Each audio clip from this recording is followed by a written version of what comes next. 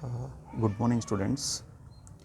I am Vasan Kumar, Assistant Professor, Department of Commerce, Government First Grade College, Hagari Bomanalli. Today, I am going to discuss about assessment of individual. An individual means a person, a human being, either male or female, minor or a person of unsound mind. In case of a minor, assessment is made on the parents or guardian. A computation of total income of an individual, it is totally based on his residential status. And of course, you know that how to calculate the assessment of individuals. While calculating the assessment of individuals, we have to know the thorough knowledge of the computation of salary head and the house property and the income from business or a profession and the income from capital gain and the income from other sources. Students,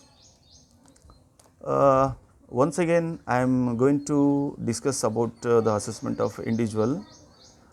While calculating assessment of individual, the individual assessment, that doesn't mean that it is the calculation of total income, and the total income means the aggregation of all the 5 heads income is called as a gross total income.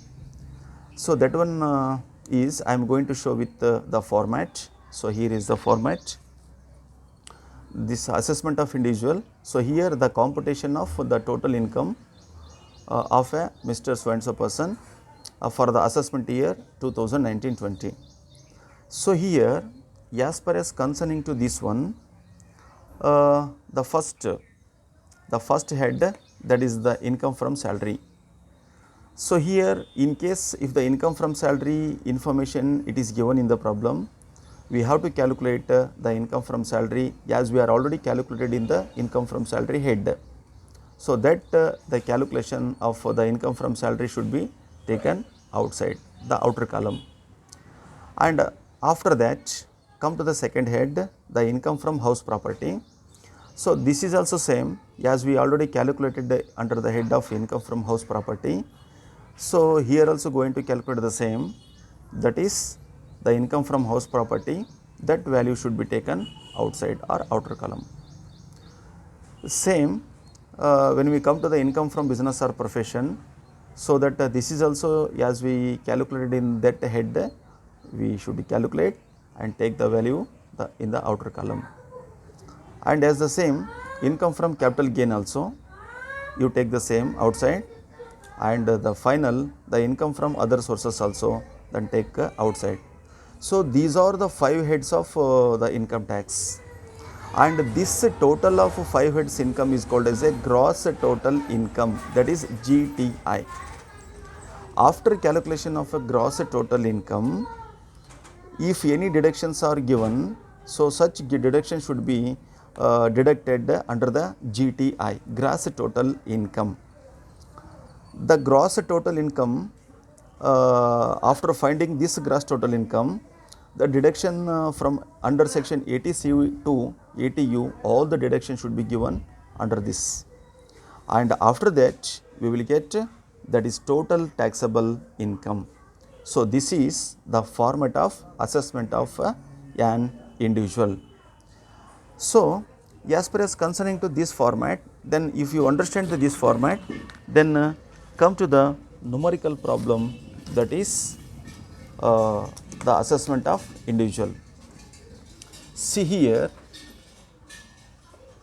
here one problem is I am going to discuss with you, that is from the following receipts and payments of accounts of Vaibhav and additional information, the compute is total income for the assessment year 2019-20. The receipts and payments account is given and additional information is also here. So as per as concerning to this one, I am going to discuss the solutions also. So you see students, in the problem what actually we are going to observe. So ವಿದ್ಯಾರ್ಥಿಗಳೇ, ಏನನ್ನು ನಾವು first ಇಲ್ಲಿ ನಾವು observe ಮಾಡಬೇಕು ಅಂತಂದರೆ, ನಾನೀಗ already ಹೇಳಿದೆ 5 ಹೆಡ್ಡಿಗೆ ಸಂಬಂಧಪಟ್ಟಂಥ ಮಾಹಿತಿಯನ್ನು ನಾವಿಲ್ಲಿ ತೆಗೆದುಕೊಳ್ಬೇಕು. ಅದರಂತೆ ಇನ್ಕಮ್ ಫ್ರಮ್ ಸ್ಯಾಲ್ರಿ ಹೆಡ್ಡಿಗೆ ಸಂಬಂಧಪಟ್ಟಂಥ ಇನ್ಫಾರ್ಮೇಷನ್ ಏನಾದರೂ ಇದರಲ್ಲಿ ಇದೆಯೇನೋ ಫಸ್ಟು ನಾವು ನೋಡ್ಕೋಬೇಕು. ಸೊ ಈ ಪ್ರಾಬ್ಲಮಲ್ಲಿ ಇನ್ಕಮ್ ಫ್ರಮ್ ಸ್ಯಾಲ್ರಿ ಇನ್ಫಾರ್ಮೇಷನ್ಸ್ ಏನು ಇಲ್ಲ. ಸೊ ಹಾಗಾಗಿ ಡೈರೆಕ್ಟಾಗಿ ನಾನು ಇನ್ಕಮ್ ಫ್ರಮ್ ಹೌಸ್ ಪ್ರಾಪರ್ಟಿಗೆ ಬಂದಿದ್ದೀನಿ. ಸೊ ಇಲ್ಲಿ ಇನ್ಕಮ್ ಫ್ರಮ್ ಹೌಸ್ ಪ್ರಾಪರ್ಟಿ ಇಲ್ಲಿ ಆಫ್ಕೋರ್ಸ್ ನಿಮಗೆ ಇಲ್ಲಿದೆ, that is the last point, rent from house property, the let out value 48,000 is given. So you see that the income from house property LOP value, the gross annual value is 48,000 and less deductions under section 24. ಅಂದರೆ ಇದು ನಮಗೀಗ already house property ಹೆಡ್ಡನ್ನು calculation ಮಾಡಬೇಕಾದ್ರೆ ಇದ್ರ ಬಗ್ಗೆ ನಮಗೆ ಸಂಪೂರ್ಣ ಮಾಹಿತಿ ಇರುತ್ತೆ. 30% ಆಫ್ 48,000 ನೀವು ಕ್ಯಾಲ್ಕುಲೇಷನ್ ಮಾಡಿದ್ರೆ, ಸೊ ಯು ವಿಲ್ ಗೆಟ್ 14,400. 48,000ಅಲ್ಲಿ 14,400 ನೀವು ಡಿಡಕ್ಟ್ ಮಾಡಿದ್ರೆ, ಸೊ ನಿಮಗೆ 33,600 ಸಿಗುತ್ತೆ. So this is income from house property.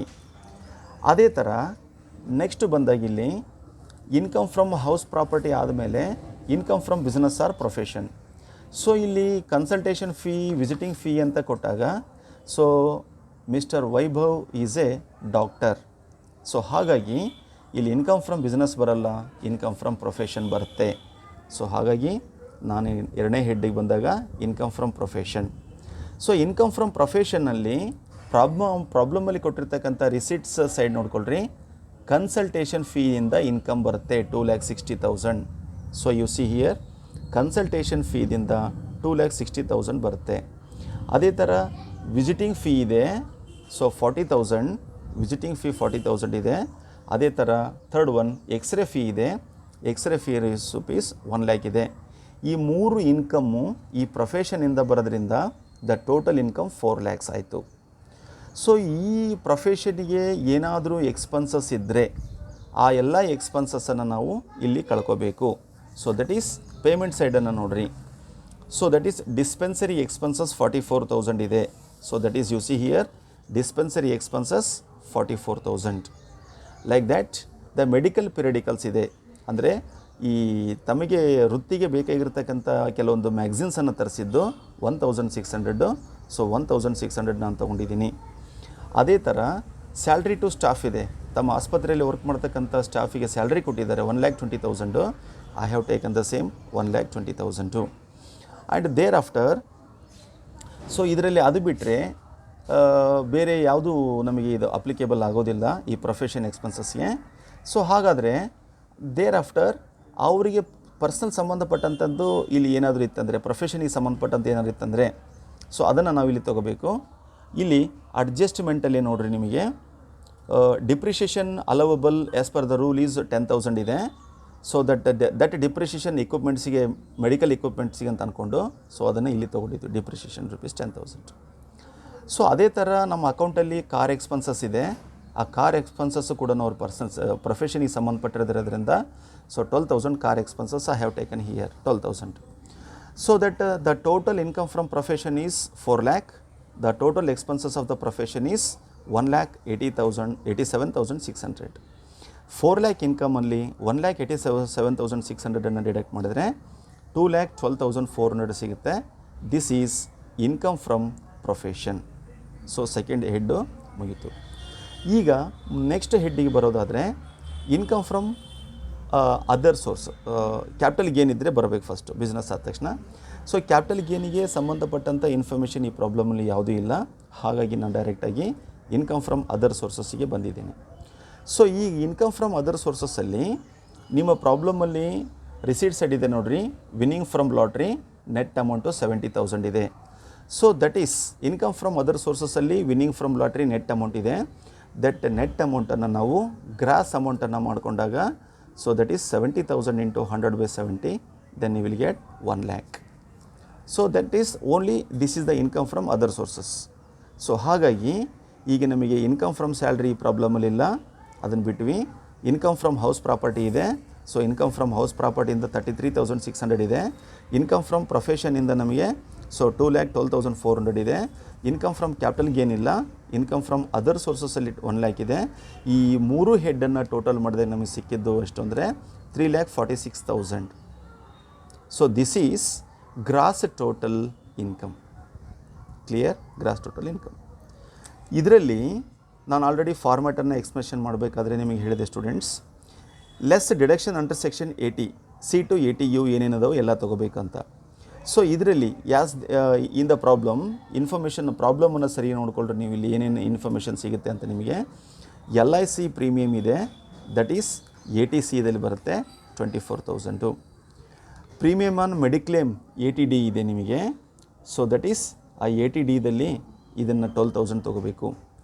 Donation to political ಪಾರ್ಟಿಗೆ ಡೊನೇಷನನ್ನು ಕೊಟ್ಟಿರೋದು ಅಡ್ಜಸ್ಟ್ಮೆಂಟಲ್ಲಿದೆ 80GGCದಲ್ಲಿ ಬರುತ್ತೆ 4,000 ತೊಗೊಂಡಿದ್ದೀನಿ. Donation to approved charitable institution, but ಈ ದಿಸ್ ಅಮೌಂಟು 36,000 ಪ್ರಾಬ್ಲಮಲ್ಲಿ ಕೊಟ್ಟಿರೋದು. ಡೊನೇಷನ್ ಟು ದ ಅಪ್ರೂವ್ಡು 36,000 ಕೊಟ್ಟಿದ್ದಾನೆ, ಬಟ್ ನಾನಿಲ್ಲಿ 15,300 ತೊಗೊಂಡಿದ್ದೀನಿ. ಯಾಕೆ ಅಂತಾರೆ ಇದಕ್ಕೆ ಒಂದು ನೋಟ್ ಹಾಕಿದ್ದೀನಿ, ವರ್ಕಿಂಗ್ ನೋಟನ್ನು ನಾನು ನಿಮಗೆ ತೋರಿಸ್ತೀನಿ ಏನಂತ. ಸೊ ಇದು ಇಲ್ಲಿ ಈ ಜಸ್ಟ್ ಈ as per as concerning to this 15,300 don't get confusion. ಪ್ರಾಬ್ಲಮಲ್ಲಿ 36,000 ಇದೆ. You see here 36,000 to an approved charitable institution ಅಂತ, but I have taken only 15,300. ಯಾಕೆಂದರೆ ಇದಕ್ಕೊಂದು ವರ್ಕಿಂಗ್ ನೋಟ್ ಇದೆ ನೋಡಿರಿ. ಇಲ್ಲಿ calculation of deduction under section 80G ತೊಗೋಬೇಕಾದ್ರೆ ಫಸ್ಟು ಗ್ರಾಸ್ ಟೋಟಲ್ ಇನ್ಕಮನ್ನು ತೊಗೋಬೇಕು. ನಾವು ಇಲ್ಲಿ ಆಲ್ರೆಡಿ ಕ್ಯಾಲ್ಕುಲೇಷನ್ ಮಾಡಿದ ಟೋಟಲ್ ಇನ್ಕಮನ್ನು ಇಲ್ಲಿ ತೊಗೋಬೇಕು. ಅದಾದಮೇಲೆ ಸೊ ದಟ್ ಮೇಲೆ ಏನಿದೆ LIC 80C ಇದೆ 24,000 ತೊಗೋಬೇಕು. ಮೆಡಿಕ್ಲೇಮ್ 80D ಇದೆ 12,000 ತೊಗೋಬೇಕು. ಡೊನೇಷನ್ 80GGC 4,000 ಇದೆ. ಈ ಮೂರನ್ನು ಟೋಟಲ್ ಮಾಡಿಕೊಂಡಾಗ ನಮಗೆ 40,000 ಸಿಗುತ್ತೆ. ಇದನ್ನು ಗ್ರಾಸ್ ಟೋಟಲ್ ಇನ್ಕಮಲ್ಲಿ ಕಳಿಬೇಕು. ಸೊ ಆಗೇನು ಸಿಗುತ್ತೆ ನಮಗೆ 3,06,000 ಸಿಗ್ತಲ್ಲ. This 3,06,000 is adjusted gross total income ಅಂತ ಕರಿತೀವಿ. Adjusted gross total income. ಇಲ್ಲಿ donation how much actually given in the problem 36,000 are the 10% of gross total income whichever is least of the ಫಾಲೋವಿಂಗನ್ನು ತೊಗೋಬೇಕಿಲ್ಲಿ. So ಹಾಗಾಗಿ 3,06,000ಗೆ 10% ಮಾಡಿದರೆ 30,600. They are given 36,000. ಇವೆರಡರಲ್ಲಿ compare ಮಾಡಿಕೊಂಡಾಗ ದ ಕಡಿಮೆ ಯಾವುದಾಗುತ್ತೆ 30,600 ಆಗುತ್ತೆ. So donation to charitable institution only 50% ತೊಗೋಬೇಕಾಗಿರೋದ್ರಿಂದ ಈ 30,600ಗೆ 50% ಕ್ಯಾಲ್ಕುಲೇಷನ್ ಮಾಡಿದ್ರೆ 15,300 ಸಿಗುತ್ತೆ. That is 15,300. ಇದು ಈ ನಾಲ್ಕನ್ನು ನಾವು ಟೋಟಲ್ ಮಾಡ್ಕೊಂಡಾಗ ಸಿಗೋದೆಷ್ಟು 55,300. ಸೊ ನಮಗೆ gross total income 3,46,000. The total deductions 55,300. ಇದರಲ್ಲಿ ಇದು ಡಿಡಕ್ಷನ್ ಮಾಡಿದರೆ ಸಿಗುತ್ತೆ ನಿಮಗೆ 2,90,700. This is total taxable income. Okay, so in the problem, so one more point is there, that is the share. The share point is given. The share of income from HUF, that receipt side ide nodri. The share of income from HUF 16,000 ಇದೆಯಲ್ಲ, it is exempted under section 10 subsection 2. Okay students, ಇದು ನಿಮಗೆ the assessment of individuals information. So ಇವತ್ತಿನ ಈ ಕ್ಲಾಸಲ್ಲಿ ನಿಮಗೆ ನಾನು assessment of individual ಅಂದರೆ ಯಾರು, ಆಮೇಲೆ ಅಸೆಸ್ಮೆಂಟ್ ಆಫ್ ಇಂಡಿವಿಜುವಲನ್ನು ಹೇಗೆ ಕ್ಯಾಲ್ಕುಲೇಷನ್ ಮಾಡಬೇಕು, ಯಾವ್ಯಾವ ಹೆಡ್ಡನ್ನು ಕನ್ಸಿಡರೇಷನನ್ನು ಮಾಡ್ಕೊತ ಹೋಗ್ತೀವಿ ನಾವು ಇದರಲ್ಲಿ, ಆ್ಯಂಡ್ ದೇರ್ ಆಫ್ಟರ್ ಪ್ರಾಬ್ಲಮನ್ನು ಹೇಗೆ ಸೊಲ್ಯೂಷನ್ ಮಾಡಬೇಕು, ಇದು ಎಲ್ಲ ಒಂದು ಪಾಯಿಂಟನ್ನು ಹೇಳಿದ್ದೀನಿ. ಸೊ ಇನ್ ದ ನೆಕ್ಸ್ಟ್ ವಿಡಿಯೋದಲ್ಲಿ ನಾನು ಇನ್ನೂ ಮತ್ತೆ ಬೇರೆ ಪ್ರಾಬ್ಲಮನ್ನು ಸಾಲ್ವ್ ಮಾಡಿ ನಿಮಗೆ ಕಳಿಸ್ಕೊಡ್ತೀನಿ. Thank you.